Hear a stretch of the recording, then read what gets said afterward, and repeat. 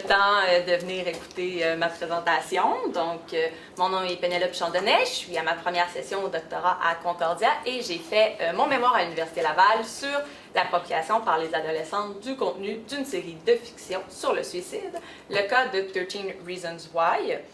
Donc, je vais vous montrer un plan sommaire de la présentation, donc assez classique des travaux de recherche Conducted Wall, donc un survol de la problématique, mon cadre conceptuel pour vous aider à comprendre un peu sur quoi je me base dans la recherche. Et c'est vrai, j'ai oublié de regarder.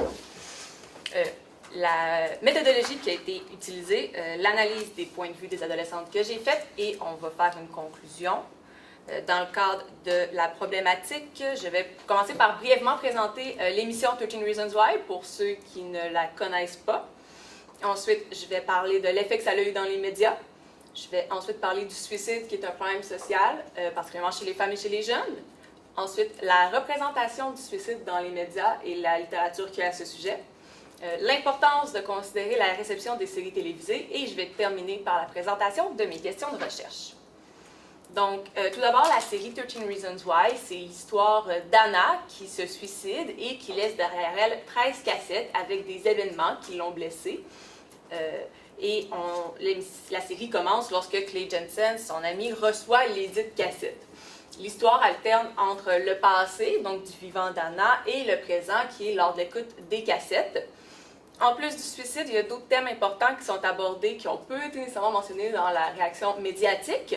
Donc, ça comprend les violences faites aux filles et aux femmes, l'intimidation et la vie sociale au secondaire. Par vie sociale au secondaire, ça inclut entre autres la pression par les pairs, ainsi que le phénomène des mean girls, donc les filles populaires et méchantes qui font preuve de malice au secondaire.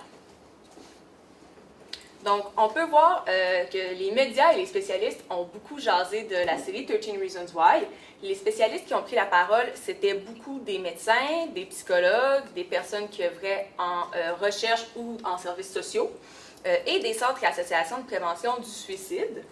Il y a aussi les établissements scolaires qui ont fait passer des messages comme quoi les parents devaient surveiller la consommation de l'enfant et qu'il était préférable aussi d'écouter la série avec eux pour en discuter. Les médias ont beaucoup parlé de l'inquiétude que la série a créée chez la ministre Charles Lebois, qui est la ministre de la Protection de la Jeunesse au moment de la diffusion de la série en mars 2017. Ensuite, parmi les spécialistes, les grandes critiques qu'on a adressées à la série, c'était sur la présentation du suicide à l'écran. Donc, en fait, on reprochait qu'il y ait une représentation graphique explicite du suicide. On reprochait que cette représentation graphique explicite était empreinte de romantisme. Et on disait que ça pouvait servir de mode d'emploi aussi. Donc, le réalisme associé à la série faisait en sorte que ça augmentait le risque d'identification. Les spécialistes ont aussi critiqué le message négatif diffusé par la série qui s'adresse principalement aux jeunes. Donc, parmi ces messages, les autorités en la matière considéraient que la série laissait croire qu'il était impossible d'avoir un impact positif sur la vie d'une personne qui a des idéations suicidaires puisqu'il est déjà trop tard. Le personnage principal s'étant suicidé dès le début de l'histoire, dans le présent. On reproche aussi le fait que le suicide est présenté comme étant inévitable et qu'on peut être responsable d'un suicide, donc aussi l'aspect vengeur du suicide a beaucoup été critiqué. On a aussi parlé du fait que le suicide était présenté comme une relation de cause à effet, donc elle a eu les 13 raisons dont elle s'est suicidée, ce qui n'est pas le cas. Le suicide est un problème complexe et multifactoriel qui ne serait pas assez bien expliqué dans la série. Toutefois, le portrait de l'intervenant aussi, qui était négatif, donc le personnage qui se suicide va rencontrer un intervenant qui n'aurait pas agi suffisamment. Et on critique le fait que ça donne une mauvaise représentation aux jeunes, puisque dans la réalité, les intervenants sociaux se préoccupent beaucoup de ce qui leur arrive. Toutefois, c'est possible de voir que plusieurs font appel au sens commun, donc on ne définit pas pourquoi c'est romantique ou pourquoi on laisse croire que certains messages sont diffusés. Et il faut se rappeler aussi qu'il n'y a pas unanimité, même parmi le milieu médical, sur le fait que le suicide dans la fiction entraîne un effet d'imitation, mais c'est ce que laissé voir les médias. De plus, la parole des adolescentes et des adolescents n'a pas été entendue au cœur du débat. Comme c'est eux la principale cible de la série, puis que c'est pour eux qu'on s'inquiète, il serait important de savoir ce qu'ils pensent de la série. Donc, le suicide, c'est un problème important à considérer. En 2014, l'Organisation mondiale de la santé a sorti un rapport comme quoi chaque année, plus de 800 000 personnes se suicident dans le monde. Ça fait une personne toutes les 40 secondes. C'est ce qui en faisait pour l'année 2012 la 15e cause de décès à travers le monde, selon encore l'Organisation mondiale de la santé. Et au Québec, selon l'Institut de la statistique, le suicide en 2012 était la 9e cause de décès. En regardant les rapports statistiques, c'est possible de remarquer qu'on s'intéresse souvent au suicide sous les catégories sexe et âge. C'est ce que je vais faire aussi pour présenter pourquoi le cas des adolescentes en particulier, il faut s'y intéresser et que c'est une population dont on traite peu dans le cas du suicide, ou pas suffisamment, disons ça comme ça. Donc, le suicide comme étant un problème chez les femmes. Donc, les taux de suicide sont de 3 hommes pour une femme. Par contre, c'est important de tenir compte du fait que les femmes font plus de tentatives de suicide. En effet, les femmes sont plus souvent acceptées font plus de tentatives par empoisonnement, ce qui est la première raison, selon Statistique Canada, pour être acceptées à l'hôpital pour cause de tentative de suicide. L'une des raisons serait justement la méthode utilisée. Les hommes utiliseraient des méthodes plus drastiques comme les armes à feu et la pendaison pour le suicide, alors que les femmes ils vont justement avec l'empoisonnement. Il y a aussi le fait que la détresse psychologique, les femmes en sont plus atteintes que les hommes. Donc, il s'agit d'un ensemble d'émotions négatives qui, lorsque ressenties pendant une longue durée, peuvent donner des symptômes qui ressemblent à l'anxiété et à la dépression. Donc, on s'intéresse beaucoup plus au suicide achevé, donc le fait qu'il y a 3 hommes pour une femme, qu'aux tentatives, même si on estime, par Statistique Canada en 2007, qu'il y a 20 tentatives pour un suicide, et que ces tentatives-là ont quand même un certain coût, pas monétaire, mais sur la personne qui fait une tentative, sur ses proches qui sont affectés par ça, et oui, par les soins de santé qui sont nécessaires pour la réhabilitation et tout, que ce serait moindre si on avait donné de l'aide à la personne avant la tentative. Et ça fait qu'on s'intéresse beaucoup plus aux hommes. En effet, dans les rapports statistiques, beaucoup Statistique Canada et l'Institut de la statistique du Québec, on voit qu'on valorise le fait que la surmortalité masculine est en diminution grâce à la diminution du taux de suicide, mais c'est très rare qu'on va mentionner les variations du taux de suicide chez les femmes. Donc, pour ce qui est des jeunes en particulier, le suicide est la 2e cause de décès chez les jeunes, selon l'Institut de la statistique. Et puis, malgré que c'est la 2e cause de décès, ce n'est pas la tranche démographique qui a le plus haut taux de suicide. Cela est dû au fait que les autres causes de mortalité, comme les maladies cardio-respiratoires ou autres types comme AC, ça en fait partie, cancer et autres, sont moindres lorsqu'on est jeune. Donc, mais même si ce n'est pas la tranche avec le plus haut taux de suicide, c'est quand même important de s'y attarder puisque c'est quand même leur 2e cause de décès, avec seulement précédée par les accidents. Et puis les jeunes, en côté démographique, sont la tranche d'âge qui est le plus affectée par la détresse psychologique. On remarque aussi la tendance genrée chez les adolescentes et les adolescents. Les adolescentes sont plus affectées par la détresse psychologique que les adolescents. Et puis, c'est important aussi de considérer qu'on est dans une société où on considère les jeunes comme étant à risque et en danger. Donc, justement, ils sont en danger de faire des tentatives de suicide, mais les jeunes sont aussi souvent à risque d'être les troubles-fêtes et d'être dérangeants dans la société. Donc, on tient un discours de jeunes à risque qui peut être très problématique lorsqu'on souhaite faire de la recherche avec les jeunes. Je vais élaborer plus sur ça tout à l'heure. Donc, ça fait qu'il est important de tenir compte de l'opinion des adolescentes sur le contenu d'une série télévisée, principalement sur le suicide, puisque statistiquement, c'est la tranche d'âge la plus à risque, mais on n'en parle pas suffisamment encore dans les rapports. Donc, avant de supposer que l'écoute d'une émission de fiction puisse augmenter les risques de se suicider, c'est important de s'attarder à la représentation du suicide dans les médias. Donc, on compare les médias d'information avec les médias de fiction. Donc, en 1974, Phillips a déclaré qu'il y avait l'effet Werther, donc un effet d'imitation et d'entraînement, à la suite des reportages télévisés et journalistiques sur le suicide, dans la semaine qui suivait la présentation du reportage.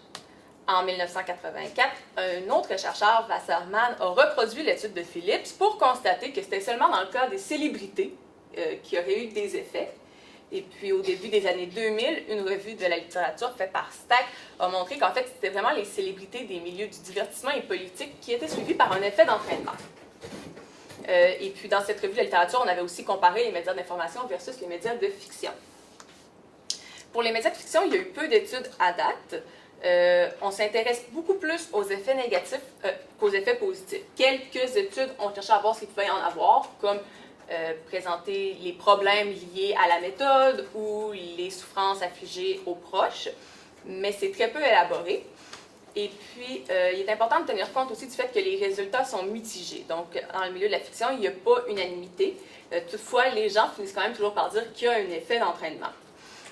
Depuis, il y a de grandes failles méthodologiques dans les recherches des médias sur la fiction, et dans les médias d'information aussi, en fait, ce qu'on utilise, les données agrégées de suicide. Donc, on ne sait pas si les personnes ont été exposées aux médias. Et aussi, c'est très difficile de savoir l'interprétation qu'ils ont fait. On les considère comme des auditeurs et des auditrices passifs et passives. Alors, c'est pour ça que c'est intéressant de s'intéresser à la réception de ces contenus. Et c'est aussi important de s'intéresser à la réception des séries télévisées, puisqu'il y a peu d'informations sur la réception des séries de fiction abordant le suicide. J'ai regardé en général la réception des séries de fiction. Donc, on est présentement dans ce que certains appellent l'ère post-réseau, donc avec la télévision Internet. La télévision est en changement, mais elle est encore là. Donc, on considère en fait que la télévision sur Internet est une forme de télévision. Donc, même si on a accès par divers écrans, donc ça peut être le téléphone, la tablette, l'ordinateur ou le téléviseur, ça constitue de la télévision. Donc, les études sur la télévision plus traditionnelles ne sont pas encore tout à fait désuets. Ils sont peut-être plus tout à fait dans leur ensemble, mais ils sont encore pertinents. Donc, on peut aller puiser là-dedans pour voir que la télévision est un sujet de discussion important. Donc, c'est beaucoup un sujet qui permet aux gens de discuter, surtout quand ils se connaissent peu ou qu'ils ne veulent pas partager. Sinon, c'est aussi une façon de gérer les problèmes. Donc, c'est une façon de discuter de nos problèmes de façon parfois plus subtile et plus facile. Et c'est aussi important de parler que la télévision montre les changements sociaux qui sont effectués dans la société. Donc, ce n'est pas toujours pour le profit du statu quo et de l'hégémonie culturelle. Donc, lorsqu'on voit des nouvelles valeurs apparaître dans la société, les anciennes et les nouvelles valeurs sont les deux présents dans les textes culturels télévisés. Et ensuite, c'est lors de la réception vraiment que là, on va voir l'influence que peut avoir la présence du changement culturel dans les séries de fiction. Donc, pour faire un petit sommaire de tout ça, c'est important de savoir le sens que produisent les adolescentes à la suite d'une émission de fiction, puisque dans la littérature sur le suicide dans la fiction, il n'y a pas unanimité sur l'influence que ça peut avoir et que la réception des séries télévisées peut être utilisée afin de discussion et afin de prendre conscience de changements. Donc, ma question de recherche portait sur quelle signification les adolescentes produisent-elles à la suite du visionnement d'une série de fiction sur le suicide diffusée sur le web dans un contexte de panique morale. Donc, pour ça, j'ai développé 4 questions de recherche particulières pour m'aider vraiment à avoir les différentes dimensions que ça pouvait prendre. Donc, comment les adolescentes décrivent leur expérience d'écoute, comment au quotidien elles se sont appropriées les éléments de contenu de la série de fiction, comment le contexte de panique morale, soit les inquiétudes formulées dans les médias, est-il intervenu dans la production des significations, et comment se sont transformées les significations produites au cours du processus de négociation du sens. Donc maintenant, je vais présenter mon cadre conceptuel. Donc chaque question contient un concept clé qui est défini dans mon cadre conceptuel et qui sert à guider ma recherche. Donc c'est l'expérience d'écoute, l'appropriation, la panique morale et la transformation des significations. Et puis, je vais terminer le cadre conceptuel en parlant des études sur les filles, qui est le courant dans lequel s'inscrit ma recherche. Donc, pour ce qui est de l'expérience d'écoute, c'est important de tenir compte du contexte familial. Oui, les jeunes écoutent encore la télé, parfois avec la famille. L'écran favorisé est encore l'écran dans le salon, puisque c'est lui qui donne la meilleure définition d'image. Et puis, la situation dans laquelle on va écouter une émission, donc les gens avec qui on l'écoute, le lieu où on l'écoute, va avoir une influence sur ce qu'on en interprète, parce que ça va avoir une influence sur nos interactions. C'est aussi important de considérer le niveau d'attention qui est accordé. Il y a des recherches qui disent que les jeunes, de plus en plus, font de multiples tâches en écoutant des séries de fiction. Donc, si on est moins attentif, il y a des chances qu'on prenne moins en compte le message, ou au contraire, si on est plus impliqué, est-ce que ça veut vraiment dire qu'on va être plus marqué, ou est-ce qu'on a une meilleure négociation du message? Donc, c'est important de s'attarder à ça. Finalement, l'écoute d'une série de fiction peut être utilisée comme outil de résistance. En effet, si on nous interdit de l'écoute, souvent justement les adultes sentent qu'ils ont cette obligation morale de guider les choix culturels des jeunes. Et l'interdiction d'un produit culturel peut faire chez un jeune qui va avoir encore plus de plaisir à le consommer parce qu'il sait qu'il n'a pas le droit. Donc, c'est important, dans ce contexte-là, de tenir compte de l'expérience d'écoute. Donc, est-ce que le jeune, la jeune en fait, est-ce que l'adolescente s'était fait voir interdire l'écoute par un parent? Est-ce que le parent a voulu l'écouter avec elle? Et puis, dans quel contexte, avec qui elle a écouté la série? Pour ce qui est du concept de l'appropriation, donc il s'agit d'une forme de négociation du sens qui a été, entre autres, élaborée par Michel de Certeau. Donc, lui, il comparait d'ailleurs l'appropriation à du braconnage. Donc, on utilise ce qui ne nous appartient pas à des fins de créativité pour que ça nous soit pertinent et utile dans notre vie. Et puis, une fois que ce n'est plus utile, on laisse tomber et on continue notre chemin. Justement, les études sur les admiratrices et les admirateurs, donc les études sur les fans, ont aussi beaucoup réutilisé ce concept de braconnage culturel, comme quoi, lorsqu'on consomme des produits culturels, on va garder les éléments qui nous semblent importants, qui se rapprochent de notre expérience personnelle, et que le reste, on va l'interpréter d'une façon plus périphérique que centrale. La théorie de l'appropriation valide aussi le fait qu'il y a une multitude d'interprétations, donc il n'y a pas de mauvaises interprétations. Toute interprétation est légitime. Et encore une fois, on parle de l'aspect social, donc le fait de discuter d'un produit culturel va influencer à quel point ça prend de la place dans notre vie et l'implication qu'on a envers ce produit-là. Donc, avec un contexte où c'est très facile de produire des nouveaux contenus à partir d'un contenu original, donc que ce soit des chandails, des clips avec de la musique, des histoires, donc les fanfictions, des memes, et aussi c'est facile de les consommer, en plus de l'appropriation qui se fait plus personnellement. C'est intéressant de voir qu'est-ce que les adolescentes ont pris, quels extraits ont été le plus utilisés pour l'appropriation dans leur quotidien. Ensuite, la panique morale est une menace aux valeurs sociales, donc ça peut être une condition particulière, une série dans le cas, un groupe de personnes, une personne en particulier, et puis on va diffuser la panique morale par les médias d'information et en donnant la parole à des personnes qu'on va considérer comme légitimes. Donc ça va souvent être des expertes et des experts, des politiciennes et des politiciens, des groupes organisés, et des associations officielles. Et parmi les causes de panique morale, puisque c'est souvent les mêmes qui reviennent, il y a cette idée d'effet puissant des médias par rapport beaucoup à la violence et à la sexualité. Donc, cette idée que la représentation de la violence et de la sexualité dans les médias va faire que les membres de l'auditoire vont devenir violents ou hypersexualisés. C'est intéressant de savoir dans ce cas-là si les adolescentes ont été au courant en fait de la panique morale, si elles en avaient conscience, ou si elles en ont eu conscience après l'écoute de la série, qu'est-ce qu'elles en ont pensé aussi, parce que ça risque d'influencer leur interprétation selon si elles croient ce que les experts disent ou si elles préfèrent croire que les experts ont tort. Donc, le dernier élément de mon cadre conceptuel, c'est la transformation des significations. Donc, c'est une autre forme de négociation du sens qui se rapproche de l'appropriation. La différence, c'est que c'est lorsqu'on voit une transformation dans le temps. Donc, lorsqu'une nouvelle information fait qu'on va transformer justement la signification produite. Donc, que ce soit avec les discussions, si on décide de lire le roman à la suite de l'écoute, ou si on augmente la panique morale après l'écoute, si on a des informations par rapport aux acteurs aussi, ça peut avoir une influence sur comment on perçoit le produit.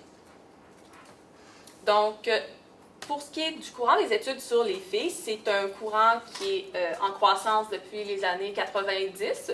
Et puis, l'objectif, en fait, c'est de s'intéresser à l'expérience et aux voix des adolescentes, de vraiment mettre ça au cœur de la recherche pour leur donner la parole.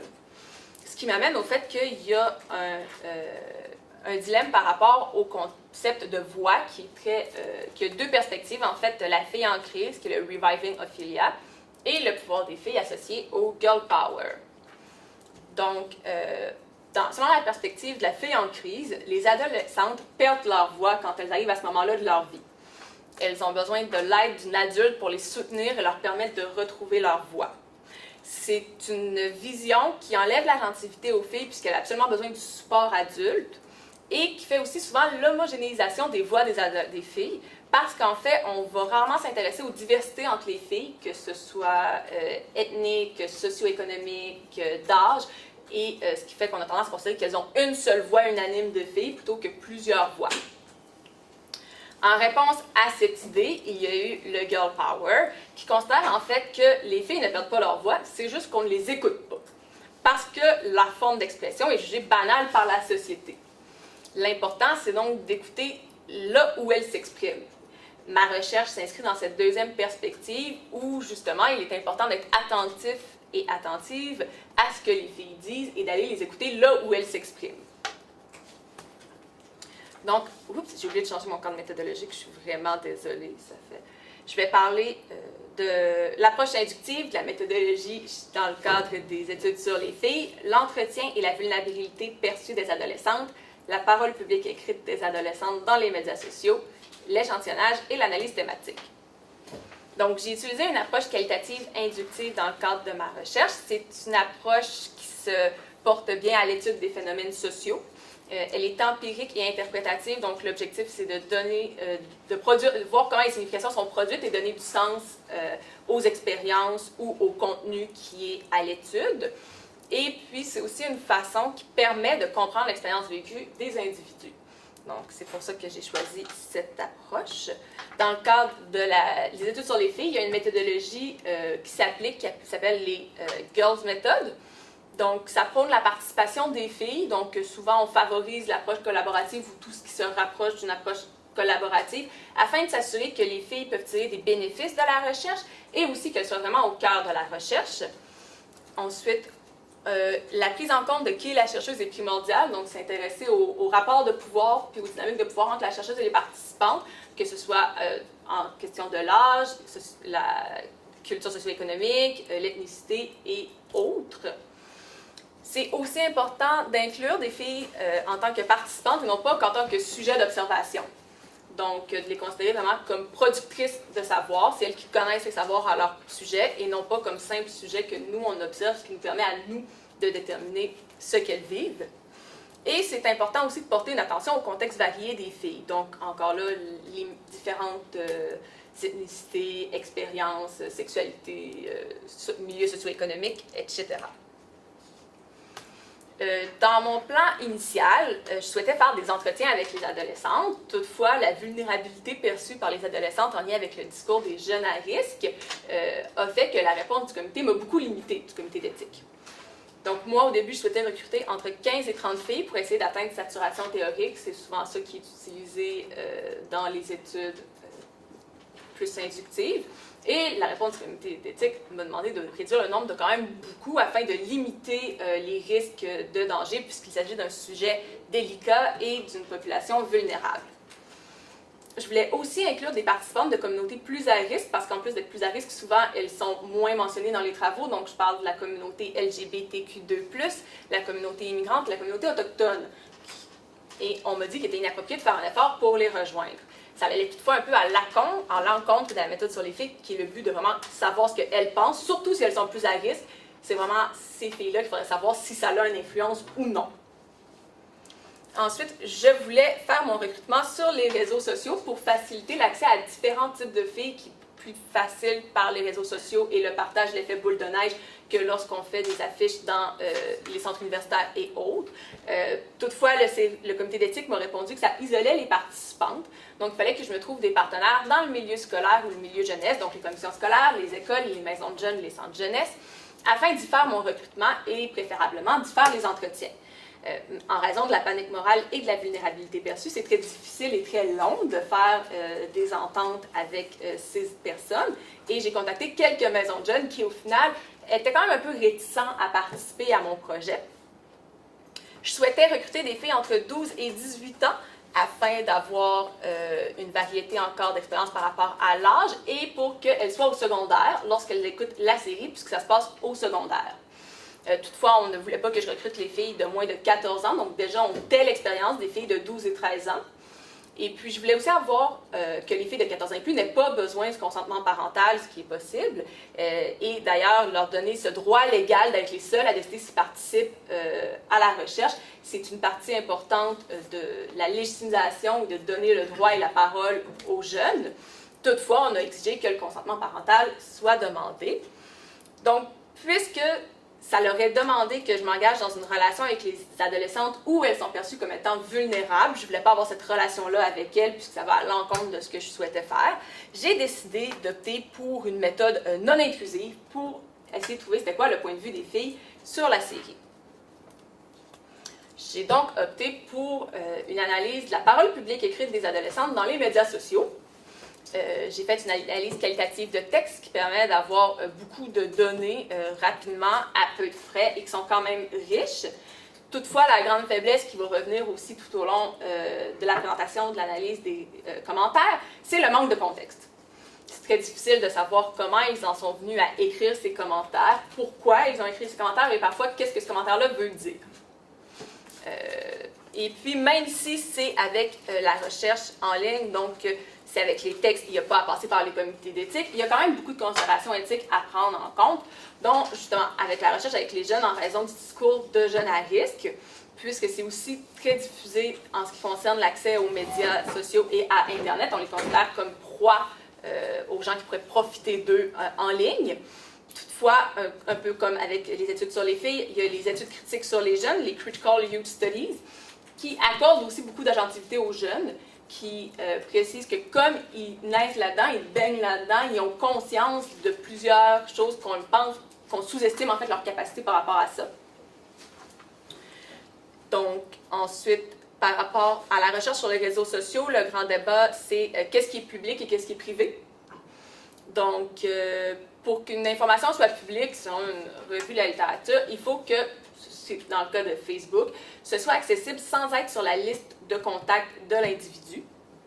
Ce qui est le cas, moi, je me suis attardée à la page commerciale officielle de 13 Reasons Why, donc c'est une page ouverte à tous, qui est communiquée là, est accessible à tous. Donc, on peut s'attendre à ce que les gens s'attendent à ce que ce soit connu de tous. Puis, il y a quand même des précautions à prendre pour conserver l'anonymat et la confidentialité des adolescentes. Pour ce faire, j'ai attribué un nom fictif à chaque fille. Je n'ai pas fouillé sur leur profil, outre pour savoir si elles étaient au secondaire, donc en soit regardant la date de naissance ou la fréquentation d'une école secondaire. Ces informations-là n'ont pas été notées, seulement pour confirmer la sélection du commentaire, afin vraiment de garder leur vie privée. Et puis, chaque citation qui a été utilisée a été, oui, utilisée copier-coller telle quelle, donc je n'ai pas mis de cycle, je n'ai pas retravaillé vraiment pour ne pas affecter la parole des filles, mais j'ai testé dans le moteur de recherche Google et le moteur de recherche de Facebook, voir si le commentaire était accessible en tapant le commentaire qui était dans mon mémoire, et ça ne m'est pas arrivé. Je n'ai pas réussi à trouver aucun commentaire en faisant ça. Donc, pour mon échantillonnage, donc, le commentaire pour être sélectionné devait être en français ou en anglais pour que je sois capable de le comprendre et publié à partir de la sortie de la série. Donc, je voulais vraiment voir l'influence qu'il peut avoir eu la série et non pas la panique avant la série ou le marketing avant la série, ce qu'on peut voir en date antérieure du 31 mars. Et ça s'est terminé le 15 avril lorsque je suis arrivée à saturation théorique. Donc, j'ai cessé de fouiller pour voir s'il y avait plus de contenu à partir de là. Et puisqu'il y a une saison 2 qui est arrivée au mois de mai, probablement que j'aurais pu avoir beaucoup d'autres commentaires qui pourraient être intéressants aussi à aller chercher dans le futur. L'adolescente devait être au secondaire lors de la sortie de la télésérie sur Netflix. Donc pour ça, j'ai décidé qu'il fallait qu'elle ait 18 ans ou moins, puisque maintenant je suis dans un milieu international. Si on se fie aux États-Unis, au Canada anglophone ou encore à l'Allemagne, le secondaire se termine à 17-18 ans. Donc même si ici c'est plus vers 16-17 ans, j'ai décidé pour essayer d'inclure le plus de personnes possible, de me rendre jusqu'à 18 ans. Donc les adolescentes devaient afficher comme date de naissance 1999 ou plus tard, ou mentionner qu'elles fréquentaient un établissement de type école secondaire en mars 2017. Et puis, je suis arrivée à saturation théorique, c'est-à-dire que lorsque j'analysais d'autres commentaires que je n'avais pas analysés avant, il n'y avait pas de nouvelles idées qui ressortaient. Donc, c'est l'analyse thématique qui a été utilisée comme méthode dans le cadre de ma recherche. Donc, l'objectif, c'est à partir des commentaires recensés, de générer des thèmes pour essayer de comprendre le phénomène. Donc là, c'était pour comprendre les significations que les adolescentes avaient produites à la suite de l'émission. Il s'agit d'une démarche inductive et itérative puisqu'on laisse les résultats émerger des données. Je n'ai pas utilisé de grille stricte que j'ai tenté de mettre sur les commentaires, mais j'ai plutôt regardé les commentaires pour voir ce qui en ressortait. Et c'est une démarche itérative puisqu'il y a beaucoup d'allers-retours entre la collecte des commentaires, l'analyse des commentaires, retourner sur les commentaires déjà analysés, et des retours dans la littérature. Et puis, pour m'aider à guider ma recherche, j'ai utilisé des concepts sensibilisateurs, qui sont justement ceux que je vous ai présentés, qui étaient aussi au cadre de mes questions de recherche, l'expérience d'écoute, l'appropriation, la panique morale et la transformation des significations. Donc maintenant, je vais vous présenter l'analyse des points de vue des adolescentes. Donc, ça va être présenté par question de recherche. Donc, encore l'expérience d'écoute, l'appropriation, panique morale, transformation des significations. Oups, j'ai un morceau qui a mal déplacé sur la version PowerPoint. C'était bien placé dans le mien, je suis désolée. Donc, par rapport à l'expérience d'écoute, j'ai constaté que l'écoute en rafale était un mode d'écoute quand même privilégié. Même si dans la littérature, on ne s'entend pas pour dire qu'est-ce qui est de l'écoute en rafale, il y aurait une tangente qui dirait que plus de 4 épisodes de suite d'une même série serait de l'écoute en rafale. Puisque c'est une série de 13 épisodes entre 45 et 60 minutes, lorsque les filles mentionnent qu'elles ont écouté la série en moins de 2 jours, on peut considérer qu'il s'agit de l'écoute en rafale. Donc, l'avantage qui est mentionné dans la littérature, c'est entre autres de pouvoir participer aux discussions sur la série dès le début. Donc, faire part de ses opinions, de ses questions, critiques et autres. Et puis, en effet, ça a été possible de voir que les filles qui mentionnaient le temps que ça leur a pris pour écouter la série étaient souvent publiées dans les jours qui suivaient la sortie de la série sur Netflix et que la majorité des commentaires recensés se trouvaient dans le mois qui suivait en fait la publication de la série sur Netflix. L'écoute en rafale aussi demande souvent une implication personnelle. Dans le modèle de l'écoute en rafale qui a été développé par les entreprises comme Netflix, on prend des histoires avec beaucoup de détails et des histoires qui s'étendent sur une très longue période d'épisodes plutôt qu'une histoire par épisode classique. Un meurtre, on le résout, c'est fini, et l'histoire de trame est très longue à développer. Donc, ça fait que les gens sont plus attentifs et qu'on a une grande implication par rapport à qu'est-ce qui va se passer. Donc là, c'est un exemple d'une adolescente qui a publié sur Facebook pour dire qu'elle avait écouté la série en une journée et demie, qu'elle aurait préféré que ça ne finisse pas comme ça et qu'elle en veut plus, et elle remercie les créateurs pour une si bonne série. Donc on peut voir qu'elle s'est vraiment beaucoup impliquée, elle a imaginé une fin qu'elle aurait préférée, probablement une suite qu'elle aurait voulu, et que genre, le fait de remercier les créateurs de la série aussi, ça montre une forme d'engagement. Un effet négatif de l'écoute en rafale qui n'a pas été abordé dans la littérature, c'est la surcharge d'informations. Donc, ce qui est supposé être une force, le fait qu'il y a beaucoup de petits détails, peut aussi nuire à l'écoute en rafale. Il y a une adolescente justement qui mentionne ne pas se souvenir du nom des personnages, donc à la fin, au lieu de tout écouter, il faut qu'elle soit sur son téléphone en train de chercher le nom des personnages. Donc ça va affecter l'attention qu'on porte au contenu et la compréhension qu'on va avoir, ce qui va avoir une influence sur la production des significations. Encore par rapport à l'expérience d'écoute, c'est important de considérer l'impression qu'on a lors de l'écoute. Encore là, c'est peu élaboré dans la littérature, toutefois, ça peut être plausible de supposer qu'une scène qui va déclencher des émotions négatives va être perçue négativement, et la même chose pour une scène qui va provoquer des émotions positives, que ce soit vu positivement. Dans le cadre de ma recherche, j'ai remarqué que les adolescentes ont beaucoup parlé de la douleur qui était associée à la présentation du suicide. Donc, le personnage principal se tranche les veines dans le pain, et c'est ça. Donc, j'ai eu plusieurs commentaires comme quoi c'est difficile à regarder, que ça fait mal à regarder, ce qui va quand même un peu à l'encontre de ce que plusieurs adultes disaient sur la page Facebook, comme quoi le suicide a l'air facile et sans douleur, ce qui était aussi reproché, genre de l'aspect un peu romantique du suicide, que c'est facile. Et puis, ça peut aller, il faudrait évidemment aller plus en profondeur là-dessus, voir si vraiment ça peut être un mode d'emploi si on trouve que c'est une façon douloureuse. Donc, Donc, ça peut remettre en cause le fait que ce serait un mode d'emploi. J'ai aussi relevé qu'il y a des adolescentes qui mentionnent qu'il faut que la scène soit choquante pour que le message passe. Donc, que ce soit dans le cas de la scène du suicide ou des scènes d'agression sexuelle. Il y en a d'ailleurs une qui mentionnait aussi que le retrait de ces scènes-là, ce qui faisait en fait qu'il y avait une panique autour, ferait qu'on ne tirait pas le sens important de la série. Donc, les émotions qu'on vit dans des moments qui seraient choquants pourraient avoir une influence importante dans la production des significations. Donc, pour la prochaine question de recherche, c'est l'appropriation.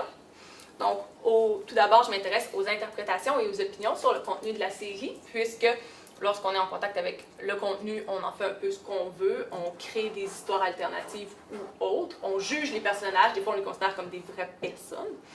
Donc, j'ai commencé en portant attention, en m'intéressant à la perception du suicide dans 13 Reasons Why, puisque c'était autour de ça qu'il y avait la grande problématique. Donc, c'est possible de voir que les adolescentes ont des opinions très polarisées. Elles sont souvent très pour ou très contre la présentation graphique du suicide. Celles qui sont favorables ont tendance à dire que ça fait que le sujet est de moins en moins tabou puisqu'on l'aborde dans les médias, que c'est une bonne chose de le montrer. Et puis, encore une fois, il venait l'idée que les images choc font mieux passer la douleur associée au suicide que le fait de ne pas le montrer. Dans les opinions défavorables, c'était beaucoup autour de 3 thèmes, donc le risque d'imitation, la normalisation et la glorification du suicide, comme c'est possible de le voir ici avec l'extrait d'une des adolescentes, qui dit qu'un suicide graphique pourrait avoir un effet d'imitation puisque ça normalise et glorifie le suicide. En fait, elle capture vraiment bien les autres craintes aussi qui ont été émises à ce sujet. Donc, par contre, c'est difficile de savoir quel est l'impact de la panique morale dans cette interprétation de la présentation du suicide comme défavorable. Je vais plus aborder cet aspect dans la section sur la panique morale. Mais les adolescents ne font pas parler seulement de la présentation de la scène du suicide, ils parlent aussi du suicide en général. Donc, on revient sur des thèmes qui ont été critiqués, entre autres par les experts, donc le fait qu'on peut être responsable du suicide d'un individu, ce à quoi les adolescentes font quand même preuve d'esprit critique. En fait, c'est une des raisons pour laquelle la série n'est pas réaliste aux yeux de plusieurs, c'est puisqu'il y a des personnes qui sont blâmées pour le suicide. Plusieurs disent que ce n'est pas comme ça que ça fonctionne, que c'est superficiel comme présentation. Et puis, on a critiqué aussi l'aspect que le suicide était inévitable puisqu'il est trop tard, c'est déjà fait. Il y a une adolescente pour qui, en fait, c'était le contraire. Elle trouvait que, dans la série, le suicide était montré comme pouvant être évité. Elle considère que si un des amis d'Anna, le personnage qui se suicide, était intervenu, il aurait pu la sauver et donc, elle ne se serait pas suicidée. Et pour elle, ce n'est pas une représentation réaliste du suicide puisque la seule personne d'aider quelqu'un dans cet état-là, c'est de faire affaire aux professionnels. Donc, on ne peut pas, en tant qu'individu, aider nos proches. Il faut absolument les référer aux professionnels de la santé. Et pour elle, l'aspect que le suicide aurait pu être évité rendait la série irréaliste. Donc, c'est possible de voir que les adolescentes ont des interprétations qui varient beaucoup de celles des experts. Probablement que c'est dû au fait qu'ils ont une expérience différente aussi, puis qu'en tant qu'adultes, on ne voit pas nécessairement la même chose de la même façon que les adolescents. Donc, ce serait important que des personnes qui s'intéressent à la réception s'intéressent à comment les adolescentes voient ces éléments-là plutôt que d'assumer que notre réception en tant qu'adulte s'applique à toutes les adolescentes. Et puis, même si de façon générale, les adolescentes n'avaient pas de problème à ce qu'on aborde le suicide dans la fiction, seulement de ne pas présenter le suicide explicitement, ça m'est arrivé de voir un commentaire d'une adolescente comme quoi il ne fallait pas traiter du suicide dans la fiction dans son ensemble, que le était suffisamment connu comme ça et que d'en parler dans la fiction n'agrée pas la situation. Donc les gens allaient continuer d'avoir des moments difficiles et allaient continuer de se suicider. Il y a d'autres thèmes aussi qui ont été abordés, qui ont été peu mentionnés dans les médias, donc la violence faite aux filles et aux femmes. C'est important d'en parler puisque c'est pas rare que les filles et les femmes subissent la violence sexuelle dans leur vie. La violence sexuelle aussi, c'est important de le dire que c'est un très long continuum qui, à son paroxysme, a le viol, mais il y a aussi beaucoup d'autres choses entre les deux. Donc, c'est aussi, entre autres, lié à la culture. Donc, c'est quoi les normes qui sont reliées à la féminité, la masculinité et à la sexualité. Aussi, la place de la culture. Donc, le fait qu'on présente l'homme comme ayant des pulsions qu'il faut assouvir. Donc, le besoin de l'homme va primer souvent sur le besoin et les désirs de la femme dans cette vision-là. Ce qui fait que ça normalise l'utilisation de la force pour avoir des relations sexuelles.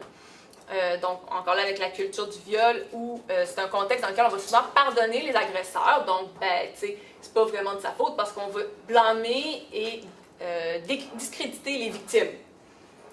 Beaucoup aussi en lien avec ça, c'est la logique du viol, le fait qu'on va blâmer en fait la victime à cause de son apparence.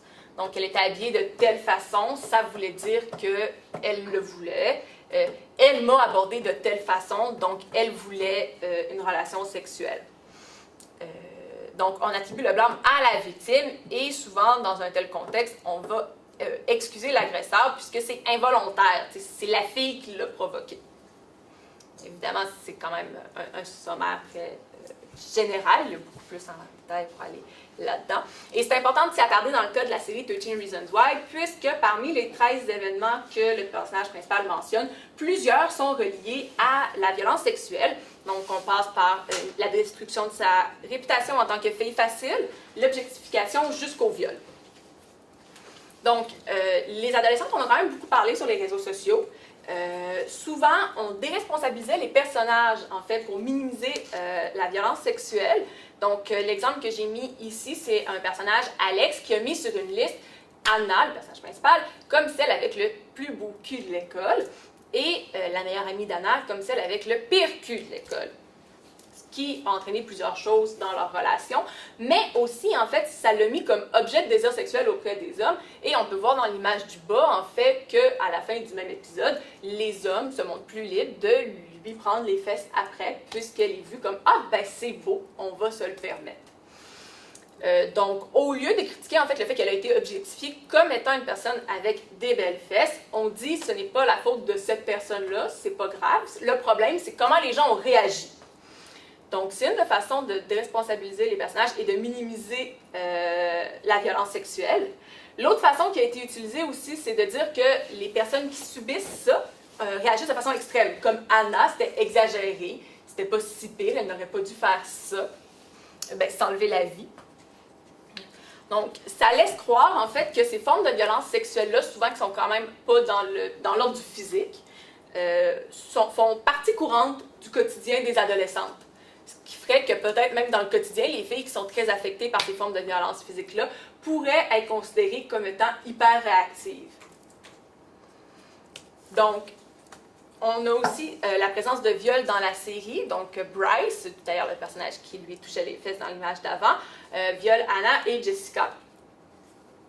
Donc, c'est intéressant de s'y porter attention, puisque sur la page Facebook, il y avait un grand débat autour du consentement d'Anna, puisqu'elle est en sous-vêtements dans un spa lorsqu'elle se fait agresser.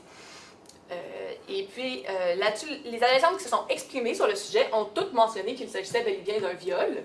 Et on a ici la citation d'une adolescente qui dit, en effet, peut-être qu'elle n'aurait pas dû aller dans le spa à moitié nue, mais elle le fait et ce n'est pas de sa faute, c'est la faute de son agresseur. Donc, je trouve ça intéressant qu'on le garde un peu plus, puisqu'on voit vraiment les deux idéologies. Donc, l'idéologie de la logique du viol, comme quoi elle n'aurait peut-être pas dû être en sous-vêtements. Toutefois, on voit que c'est quand même la faute de l'agresseur. Donc, c'est quand même cette idéologie-là qui domine le discours et qui fait qu'on va blâmer l'agresseur. Ça montre que, justement, avec les autres qui disaient que Anna n'avait pas de consentement, en quoi il y a les différentes valeurs qui s'opposent et que l'interprétation est vraiment importante. Et puis, Bryce agresse une autre fille sur laquelle il n'y a aucun commentaire. Il y a je suis venue avec deux raisons pour lesquelles c'est peut-être possible. Soit parce que Jessica, elle est incapacitée par l'alcool lorsque ça l'arrive, donc elle ne dit pas de non clair et ferme, et Bryce n'a pas à utiliser une grande force pour l'agresser, puisqu'elle est semi-consciente. Donc ça pourrait être vu soit comme c'est normal, ou encore, puisque personne n'en a parlé, les adolescentes se sont dit que tout le monde s'entend pour dire que c'est un viol, il n'y a pas de débat là-dessus. Avant quand même de dire que les adolescentes banalisent la violence sexuelle, ce serait intéressant en fait de leur parler, de leur demander qu'est-ce que pour elles la violence sexuelle, qu'est-ce que le consentement, qu'est-ce qui constitue un viol. Parce qu'on est quand même sur une page publique, donc ils ont peut-être des choses qu'elles n'ont pas voulu mentionner. Puis le fait qu'elles sont peut-être plus à l'aise de parler justement avec moins de gens, et le fait qu'il y a quand même des modérateurs qui ont peut-être supprimé des messages. Donc, il y a aussi le portrait des personnages adultes, donc le fait que l'intervenant était représenté de façon négative, c'était une grande crainte énoncée dans les médias. Les jeunes n'ont pas fait de commentaires, en fait, sur la représentation des adultes sur la page Facebook. Sur la page Facebook, les adultes disaient aussi que les parents étaient représentés de façon négative.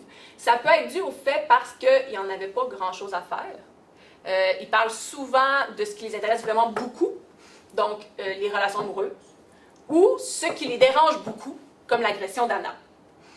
C'est aussi parce que sur la page Facebook, c'est quand même géré par la série. Donc, on ne fait que répondre à des commentaires et des publications officielles qui parlent principalement des adolescents, personnages adolescents dans la série. Et aussi, ça leur a été relevé que les adolescents aiment quand même voir les adultes dans des rôles peu valorisants, où ils font beaucoup d'erreurs. C'est pour eux une façon, justement, encore de résistance, de pouvoir être contre l'autorité, en disant, ben, tu sais, vous n'êtes pas toujours parfait, vous non plus. Ensuite, l'intégration de contenu au quotidien a été, j'en ai vu des exemples, donc on a beaucoup vu sur la page Facebook que lorsqu'une personne parlait qu'elle avait des difficultés personnelles, on lui envoyait des messages de soutien. Donc, tiens bon, tu vaux la peine, on est content que tu passes par là, des choses comme ça. Donc, je me suis demandé si les adolescentes en faisaient aussi, donc j'ai porté une attention particulière. J'ai relevé deux façons qui étaient faites, donc la réflexion sur l'empathie, donc l'importance d'être gentil avec les autres, le fait qu'il faut penser à comment nos gestes affectent les autres, et aussi sur le fait qu'elles offrent leur aide, mais à tout le monde. Donc, au lieu vraiment de répondre à quelqu'un en position de difficulté, elles mettent comme commentaire à une publication si vous vous sentez tout seul, vous valez la peine, vous êtes important, ou encore si vous avez besoin de parler, n'hésitez pas à me contacter. Donc, on peut faire un parallèle avec ces commentaires-là et l'éthique de la sollicitude ou l'éthique du care. Comme quoi, en fait, on mise beaucoup sur les relations, le maintien des relations, l'entraide et l'empathie. C'est quand même aussi important, par contre, de nuancer, puisque l'éthique de la sollicitude, c'est pas accepté. Il y a beaucoup de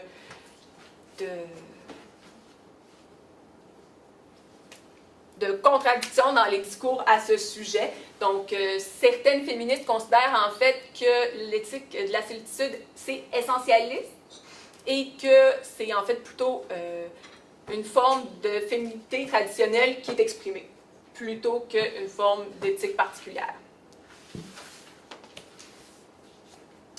Ensuite, un autre aspect important, c'est l'intégration d'éléments de contenu en fonction de leurs expériences personnelles. Donc, ça a été possible de voir que plusieurs adolescentes faisaient des liens entre la série et leurs expériences.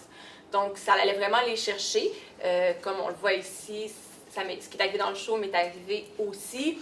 Et puis, l'exemple de Diana est aussi très intéressant puisque c'est jamais dit dans la série qu'Anna a un choc post-traumatique, PTSD.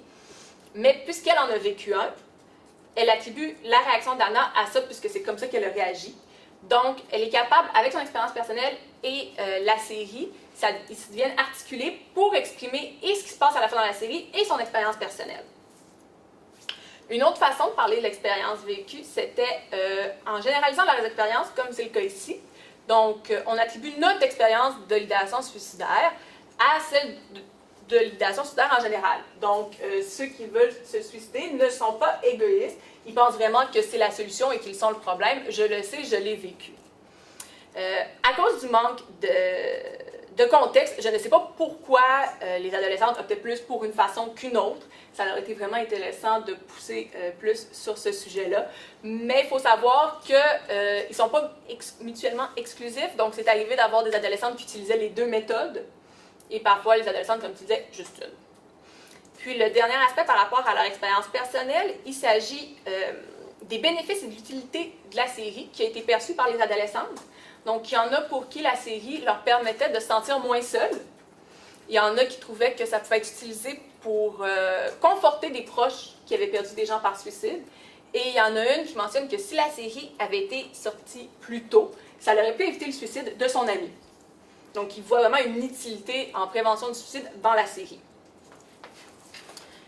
Ce qui aurait aussi été intéressant, justement, de plus pousser si on avait eu des entretiens, parce qu'on aurait pu avoir plus le contexte et vraiment pourquoi elles ont cette perception-là. Donc, la dernière partie sur l'appropriation confirme l'affirmation de l'identité adolescente en opposition à l'identité adulte. Donc, sur la page Facebook, il y a beaucoup d'adultes qui disent que les jeunes sont doux, faibles, égoïstes ou juste une insulte quelconque qui fait qu'ils ne peuvent pas vivre une vie de base. Ce à quoi les adolescentes répondent que non, être en dépression ne veut pas dire être égoïste et avoir un trouble d'anxiété, une dépression, des idéations suicidaires ne veut pas dire qu'on est faible. Ça veut dire qu'on a des problèmes et qu'il faut aller chercher de l'aide. Il y en a plusieurs qui ont justement utilisé la série pour montrer que c'était ça aussi leur expérience de la réalité. Donc, comme on voit ici, vous trouvez que la série, c'est stupide parce que vous ne savez pas comment nous, on se sent en tant qu'adolescents et puis vous ne savez pas comment ça nous affecte, ce qu'on vit. T'sais, le point de la série, c'est pas de juste parler du suicide, c'est aussi de montrer pourquoi on fait ça, c'est quoi qui nous arrive dans notre vie qui est difficile. Donc, la série était utilisée pour leur aider à affirmer leur identité de c'est pas que nous sommes faibles, c'est que nous vivons des choses difficiles et que vous, en tant qu'adulte, ça fait longtemps que vous vous en souvenez pas nécessairement. Et puis, par longtemps, je veux dire, dès qu'on sort de l'adolescence, on ne sait plus vraiment c'est quoi, là. C'est que du souvenir, donc la mémoire choisit bien de garder ce qu'elle veut. Donc, aussi, la série peut être utilisée pour émanciper les adolescentes. C'est très difficile parce qu'il faut qu'elles s'émancipent en tant que femmes, mais aussi en tant que mineures. Donc, c'est très difficile pour elles d'avoir l'émancipation, puis une légitimité de parole. Et puis, en mettant la série comme étant représentative de leur réalité, ça l'aidait à affirmer leur identité. Donc, la panique morale, alors, encore une fois, le manque de contexte fait qu'il a été très difficile de voir si la panique morale avait une influence sur les commentaires écrits. En fait, parce que ça fait quand même depuis les années 60 qu'on fait de la recherche sur le suicide dans les médias. Donc, il y en a pour qui maintenant ça fait partie du sens commun. Donc, plusieurs pensent maintenant que oui, le suicide dans les médias va entraîner ça. Donc, sans que la panique morale autour de la série ait eu un effet, peut-être qu'elle pensait déjà que le suicide avait une influence négative et que la panique morale a seulement renforcé leur opinion. Peut-être que c'est leur expérience personnelle qui ensuite a vu la panique morale qui a encore renforcé leur opinion. Peut-être qu'elles n'ont pas eu conscience de la panique morale, c'est simplement leur opinion. C'est très difficile de le savoir. Comme par exemple, ici j'ai mis un exemple, c'est le commentaire intégral, les majuscules étaient là et ça ne me permet pas de savoir est-ce que c'est parce qu'elle l'a écouté, elle a été affectée négativement? Est-ce que c'est parce qu'elle connaît quelqu'un qui a été affecté négativement ou est-ce que c'est parce que c'est ce qu'elle a entendu dans les médias? Donc, pour savoir l'influence de la panique morale, je me suis concentrée vraiment sur ceux qui mentionnaient une actrice de la panique morale. Donc, il y en a qui mentionnent les spécialistes et puis l'autre qui mentionnait l'école. Donc, celle qui mentionne les professionnels a dit que, justement, eux sont vus comme étant une source d'information fiable, donc qui savent de quoi ils parlent, et puisque les spécialistes ont dit que c'était négatif comme série, alors les effets sont forcément négatifs.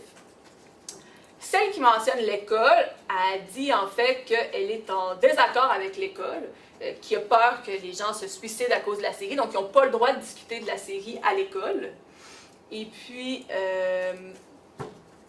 elle dit aussi que justement, une série télévisée ne va pas faire que quelqu'un va se suicider selon elle, mais que c'est en fait parce que la personne veut déjà mourir, que une série ne va pas te donner l'envie de mourir.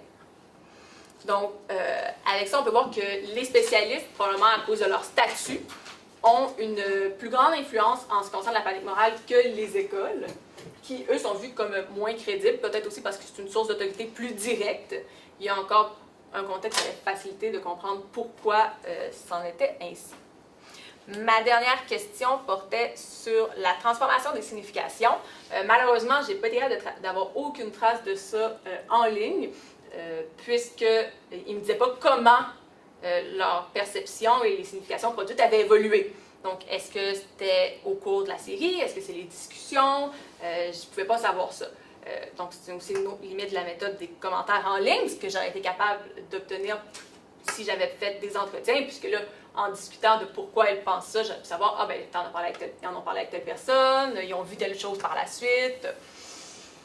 Donc, c'est pour ça. Et ensuite, pour ma conclusion, donc, je vais faire une discussion, donc, qui va être un mélange de limites et de pistes de recherche.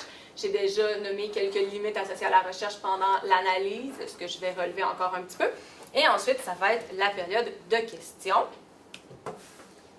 Donc, je tiens à vous aviser que la prochaine diapositive a des images qui peuvent être un peu plus difficiles à regarder. J'ai pris encore des images de la série. Donc, cœur sensible, si vous préférez ne pas regarder la prochaine diapositive. Donc, par rapport à l'expérience d'écoute, il y avait peu de mention de l'expérience d'écoute, en fait, par les adolescentes, surtout tirée de la littérature traditionnelle sur la télévision, ce qui fait qu'au début, je ne trouvais pas beaucoup d'informations. Puis, c'est là que j'ai trouvé l'écoute en rafale. Ensuite, l'outil comme l'écoute comme outil de résistance, je n'ai pas pu le savoir, puisque je n'ai pas été au courant de si ça avait été interdit ou pas. Ce qui serait probablement pertinent à approfondir, de voir comment ça leur permet de négocier aussi une place avec l'autorité. Il aurait aussi été intéressant de savoir comment une écoute encadrée par des adultes aurait influencé la production de signification, puisque c'est ça que les établissements scolaires avaient recommandé, ce que j'ai pas pu savoir non plus à cause du manque de contexte. Ça m'a permis, par contre, de savoir l'écoute en rafale et de trouver un élément négatif qui était peu abordé par l'écoute en rafale. J'ai aussi trouvé que les études sur la télévision en ligne et la nouvelle ère, dans le fond, l'ère post-réseau, abordent peu la réception. Donc, ce serait intéressant de en plus pousser les études sur la réception à ce sujet, puisque les contextes, on a de plus en plus de contextes variés, en fait, avec ces nouvelles formes de télévision. Ensuite, ce serait intéressant d'approfondir l'utilisation de la douleur comme un moyen dissuasif de passer au suicide. Donc, que ce soit la douleur liée à la méthode, comme il a été un peu mentionné déjà par des adolescentes, comme on voit en haut, ou encore la réaction des proches. Donc, des fois, c'est ça aussi qui va faire plus mal. C'est comment, là, on le voit ici, c'est la mère de la jeune réagit lorsqu'elle arrive dans la salle de bain, ce qui n'a pas été mentionné. Mais dans la littérature, ils disent que montrer les effets sur les proches peut avoir un effet dissuasif. Donc, c'est intéressant de savoir quelle facette, en fait, de ça vraiment a une influence, si c'est la douleur ou sur le long terme, sur le court terme. C'est important d'explorer cette approche-là. Ensuite, ce qui aurait été intéressant, c'est aussi d'approfondir en quoi leur implication personnelle envers le contenu aurait influencé la production des significations. Et il pourrait être pertinent de faire aussi une étude sur Twitter. Donc, souvent, Twitter, on va avoir plus des réactions en direct pendant l'écoute. Donc, ça me donnerait peut-être plus vraiment, lorsqu'elles ont écouté, quelles ont été l'expérience d'écoute. Dans le cadre de ma recherche, je me suis vraiment concentrée sur Facebook, puisque Twitter est une autre plateforme avec d'autres enjeux, considérant ce qui est public et privé. Donc, ça aurait beaucoup complexifié le travail. Pour ce qui est de l'appropriation, donc, c'est très difficile de comprendre le processus d'appropriation, même si il y avait beaucoup de formes d'appropriation qui étaient possibles de relever dans les commentaires, puisqu'on ne sait pas pourquoi, comment ils en sont arrivés là. C'était aussi difficile de savoir quels emprunts étaient le plus utiles pour les jeunes, quels aspects de la série elles aimaient moins. Donc aussi, dans l'appropriation, ce serait intéressant de s'intéresser au quotidien et à la présence des problèmes sociaux, comme là on parlait du suicide et de la violence sexuelle, comment les adolescentes ont articulé ça avec leur expérience. Donc, ce serait intéressant de voir les autres séries qui abordent le sujet, puis qu'est-ce que ça permet comment ça peut aider ou nuire aux adolescentes lors de la production des significations. Ensuite, par rapport à l'expérience personnelle et à l'identité, il y a aussi le fait que ça leur a permis de s'affirmer. Ce serait intéressant de savoir s'il y a un genre télévisé qui favorise ça, puisque ça avait été recensé que les femmes s'identifiaient beaucoup et utilisaient beaucoup les feuilletons télévisés, donc les soap operas, pour comprendre leurs problèmes et discuter de leurs problèmes. Est-ce qu'il y a un genre qui serait plus propice pour que les jeunes utilisent les contenus? Ce serait une piste intéressante. Ma recherche ne m'a pas permis de voir comment les adolescentes produisaient et consommaient des contenus connexes, beaucoup liés à la fan culture, donc ce qui aurait relevé de leur implication envers la série, de leur préférence envers certains éléments de la série, et ce qui aurait été possible de voir grâce à un entretien, donc on leur aurait demandé qu'est-ce qu'elles consomment, qu'est-ce qu'elles créent, ou à une ethnographie sur un groupe privé, où là, il y a encore plus de considérations éthiques à prendre en compte, et c'est une toute autre recherche en soi. Pour ce qui est de la panique morale, encore le plus grand problème, c'était le manque de contexte. Encore une fois, la réception des paniques morales est peu étudiée. On s'intéresse beaucoup aux acteurs des paniques morales, du sujet des paniques morales, mais pas comment ils sont reçus par la masse. Et puis, comme les adolescentes font partie des jeunes qu'on considère vulnérables et des jeunes à risque, ça serait intéressant de savoir comment elles reçoivent ces discours à leur sujet en tant que personnes vulnérables. Et puis, ça permet aussi de voir certains enjeux qui sont liés aux relations de pouvoir entre les adultes et les adolescentes. Donc, comment les adultes décident qu'est-ce qui est bon et qu'est-ce qui est mauvais pour elles en ce qui est fait de contenu culturel à consommer. Principalement ceux qui traitent de problèmes comme le suicide, la sexualité et la violence, qui sont des thèmes qui font beaucoup peur un peu, avec les effets négatifs, donc on a beaucoup de contrôle là-dessus.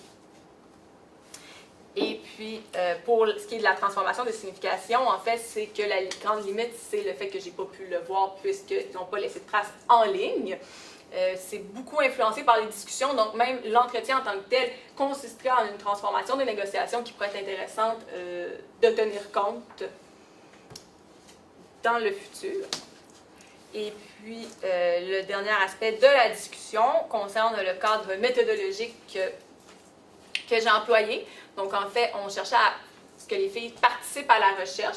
Donc, mon plan initial avec l'entretien n'était pas une approche à 100% collaborative. Elle n'élaborait pas toute la recherche, mais elle prenait quand même part en étant celle qui fournissait les connaissances à leur sujet, qui partageait leur expérience. Donc, c'était intéressant de voir comment c'est contradictoire l'éthique entre l'étude sur les filles et le féminisme et toutes les approches collaboratives, en fait, et les comités d'éthique. Donc, c'est très contradictoire parce qu'en fait, moi, je voulais les faire entendre leurs paroles, mais comme elles sont perçues comme étant vulnérables, l'éthique du comité dit qu'il ne faut pas les approcher. Donc, on a une relation contradictoire qui serait très intéressante à approfondir. Ensuite, il fallait aussi que la chercheuse prenne conscience de qui elle est, donc qu'elle fasse preuve de réflexivité. J'ai réalisé à la suite de ma recherche que le fait de travailler avec un texte, ça a rendu la réflexivité beaucoup plus difficile parce que je n'avais pas à négocier ma relation avec les adolescentes en vrai. Donc, je n'avais pas, lorsqu'elles me parlaient, à me rappeler que oui, c'est vraiment des adolescentes, celles qui ont raison, celles qui ont le pouvoir, et négocier une relation, alors que je faisais que travailler avec un texte, donc c'était moins personnel comme relation. Donc, plus difficile pour moi d'être réflexive. Et puis aussi, le fait que, justement, cette approche nuit un peu à donner la gentilité aux filles.